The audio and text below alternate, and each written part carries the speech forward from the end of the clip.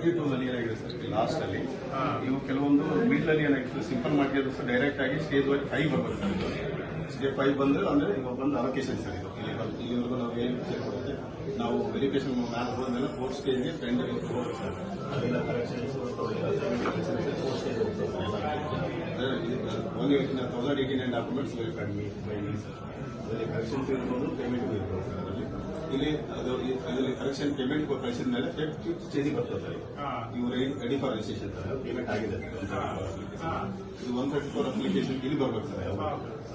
Totally application ಹಾಕೋದು ಹೀಗೆ ಬರ್ತದೆ ಡೈರೆಕ್ಟ್ ಮಾಡಿ. ಯಾಕೆ 134 ಪೆಂಡಿಂಗ್ ಇದೆ? ಬಂದಿಲ್ಲ ಸರ್ ಮಾಡಿಲ್ಲ. ಅವರೇ ಅಪಾಯಿಂಟ್ಮೆಂಟ್ ತಗೊಂಡಿಲ್ವಾ ಏನು? ಹಿಂದಿನ ಅಪಾಯಿಂಟ್ಮೆಂಟ್ ತಗೊಂಡಿದ್ದು ಇನ್ನೂ ಬಂದಿಲ್ಲ ಸರ್. ಬಂದಿಲ್ಲ.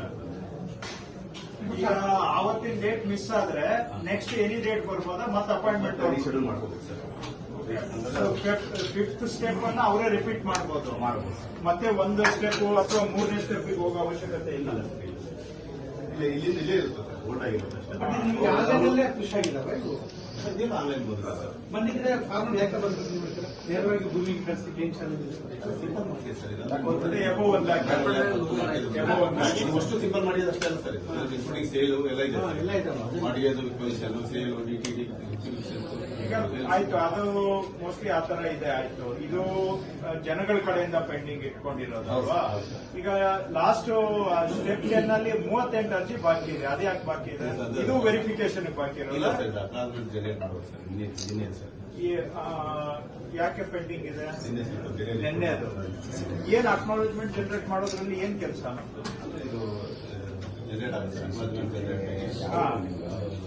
ಅವ್ರಿಗೆ ಫಿಸಿಕಲ್ ಆಗಿ ಹೋಗುತ್ತಾ ಆನ್ಲೈನ್? Office file sir. ನಿಮ್ಮ ಇಂಟರ್ನೆಟ್ ಅವ್ರಿಗೆ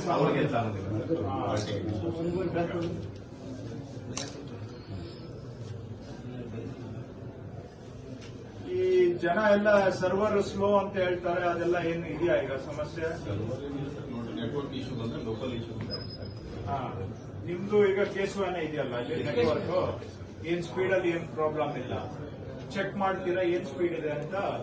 ಅವರು ಸರ್ವಿಸ್ ಗ್ಯಾರಂಟಿ ಅಷ್ಟು ಮೇಂಟೈನ್ ಮಾಡ್ತಾ ಇದಾರ ಸ್ಪೀಡ್ ಅಂತ? ರೀಸೆಂಟ್ ಆಗಿ ಇಶ್ಯೂ ಆಗಿದೆ ಸರ್. ನಿನ್ನೆ 1 ಅವರ್ ಆಗಿತ್ತು ಸರ್. ನೆಟ್ವರ್ಕ್ ಸರ್ವರ್ ರೀಸೆಂಟ್ ಆಗಿ ಅದು ಇಶ್ಯೂ ಆಗಿದೆ. ಡೌನ್ ಇದೆ.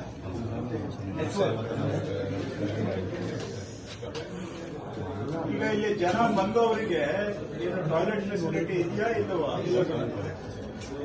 ಮೇಂಟೈನ್ ಮಾಡಿದ್ರೆ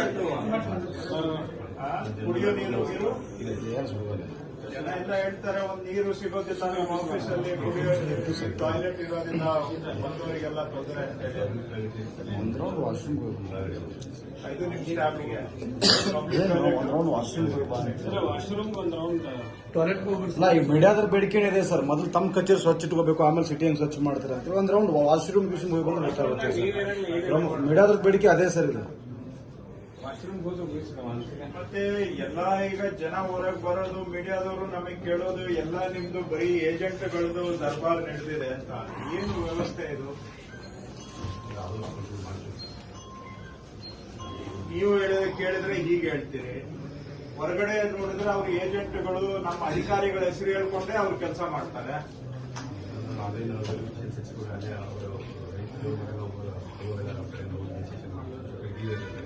ರೆಡಿ ಮಾಡಿ ಅಪ್ಲೋಡ್ ಮಾಡಿ ಆನ್ಲೈನ್ ವೆರಿಫಿಕೇಶನ್ ಮೇಲೆ ಹೋಗುತ್ತೆ. ಅವರು ಜನ ಹೇಳೋದು ಅವರು ಏಜೆಂಟ್ಗಳೇ ಕಲೆಕ್ಟ್ ಮಾಡ್ಬಿಡ್ತಾರೆ ಮೊದಲೇ ಅಂತ ಹೇಳೋದು ಹೇಳ್ತಾ ಇದ್ದೀನ್ರಿ. ಜನ ಹೇಳೋದನ್ನ ಹೇಳ್ತಾ ಇದ್ದೇನೆ. ಅವ್ರು ಹೇಳಿದ್ದನ್ನೇ ತಾನೆ. ಇಲ್ಲೇ ಹೊರಗಡೆ ಹೋದ್ರೆ ಅದೇ ಹೇಳ್ತಾರೆ, ಕೆಳಗೆ ಹೋದ್ರೆ ಅದೇ ಹೇಳ್ತಾರೆ. ಏನು ಇದರಲ್ಲಿ ಸತ್ಯ ಏನು? ಯಾವ ವರ್ಜನ್ ನಾವು ತಗೊಳ್ಬೇಕು?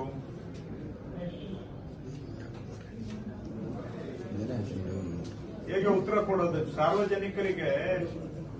ಸಿಎಂ ಅವರು ನಮ್ಗೆ ಇದನ್ನ ಕೇಳ್ತಾ ಇರ್ತಾರೆ, ಏನಪ್ಪಾ ಅಲ್ಲಿ ಬರೀ ಏಜೆಂಟ್ಗಳದ್ದು ಜಾಸ್ತಿ ಇದೆ ಅಂತ ಅವರೇ ಕೇಳ್ತಾರೆ ನಮ್ಗೆ. ನೀವೀಗ ಹೇಳ್ತೀರಿ ಅವರು ಹೊರಗಡೆ ಹೋದ್ರೆ ಅವರೆಲ್ಲ ನಮ್ಮ ಅಧಿಕಾರಿಗಳ ಹೆಸರು ಹೇಳ್ಕೊಂಡೆ ಮಾಡ್ತಾರೆ ಅಂತ ಜನ ಹೇಳೋದು. ಅದು ಎಲ್ಲ ಅಲ್ಲೊಬ್ರು ಇಲ್ಲೊಬ್ರು ಹೇಳಿದ್ರೆ ಪರವಾಗಿಲ್ಲ. ಯಾವ ತಾಲೂಕಾಗೆ ಹೋದ್ರು ಇದೇ ಹೇಳ್ತಾರೆ ಎಲ್ಲಾ ಕಡೆ.